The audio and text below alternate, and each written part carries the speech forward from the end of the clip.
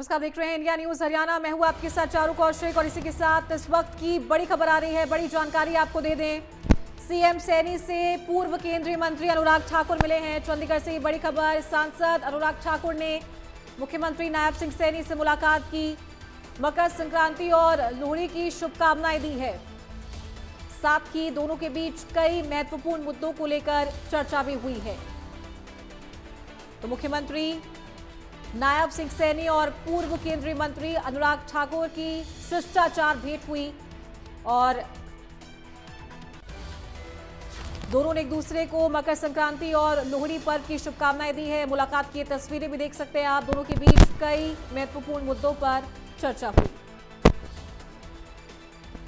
तो सांसद अनुराग ठाकुर ने मुख्यमंत्री नायब सिंह सैनी से मुलाकात की, उनके निवास पर पहुंचकर यह शिष्टाचार मुलाकात की है। दोनों के बीच कई विषयों पर चर्चा हुई। दोनों ने एक दूसरे को मकर संक्रांति और लोहड़ी पर्व की शुभकामनाएं भी दी है।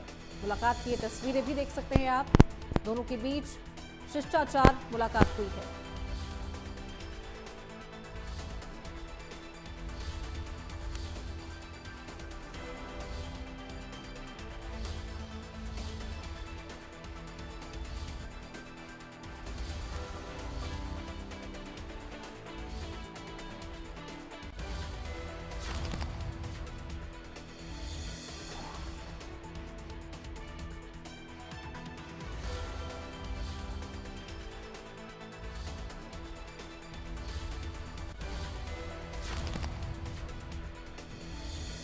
तो सांसद अनुराग ठाकुर ने मुख्यमंत्री नायब सिंह सैनी से मुलाकात की है। मुलाकात कर मकर संक्रांति के पर्व और लोहड़ी के पर्व की शुभकामनाएं दी। दोनों के बीच कई मुद्दों को लेकर चर्चा हुई है। मुलाकात की तस्वीरें भी देख सकते हैं आप।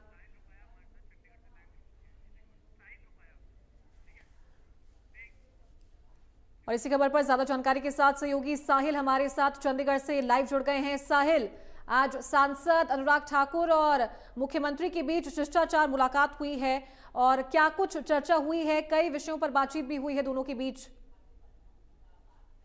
बिल्कुल, हमीरपुर से बीजेपी के सांसद अनुराग ठाकुर आज चंडीगढ़ पहुंचे थे। इस दौरान उन्होंने हरियाणा के मुख्यमंत्री नायब सिंह सैनी से मुलाकात की है। इस दौरान उन्होंने लोहड़ी और मकर संक्रांति की जो है शुभकामनाएं दी और साथ ही साथ तमाम विषयों को लेकर चर्चा जो है वो उस दौरान की गई है। क्योंकि जिस तरीके से हिमाचल में अगले साल चुनाव होना है, पंजाब के अंदर चुनाव होना है और भी तमाम जो है मुद्दों को लेकर चर्चा जो है वो की गई है। किस तरीके से स्ट्रेटजी जो है वो तैयार की जाएगी, क्योंकि पहले पंजाब के अंदर चुनाव है, उसके बाद हिमाचल प्रदेश के अंदर चुनाव है। इन तमाम विषयों को लेकर जो है वो चर्चा जो है वो की गई है। तो ऐसे में कहीं ना कहीं क्योंकि चुनाव आने वाले हैं 2027 के अंदर, तो किस तरीके की रणनीति तैयार की जाएगी, किस तरीके से बीजेपी जो है वो तमाम विषयों को लेकर जो है इस दौरान जो है जनता के बीच में जाएगी। क्योंकि अगर हाल फिलहाल की बात की जाए तो फिलहाल पंजाब के अंदर आम आदमी पार्टी की सरकार है, हिमाचल के अंदर कांग्रेस की सरकार है। ऐसे में किस तरीके से जो है भारतीय जनता पार्टी जो है यहाँ जो है जनता के बीच में जाकर फिर से जो है जिस तरीके से हिमाचल के अंदर सरकार जो है वो कैसे बनाए, इसको लेकर चर्चा की गई है। साथ ही साथ पंजाब में जिस तरीके से किस तरीके से पिच जो है वो तैयार की जानी है, किन वो मुद्दों को लेकर जो है वो जनता के बीच में जाना है, इन तमाम विषयों को लेकर चर्चा जो है वो संभव जो है वो बताया यही जा रहा है कि इन विषयों को लेकर चर्चा जो है वो की गई है। ठीक है साहिल, आप बने रहिए हमारे साथ, मैं दोबारा आपका रुख करूंगी।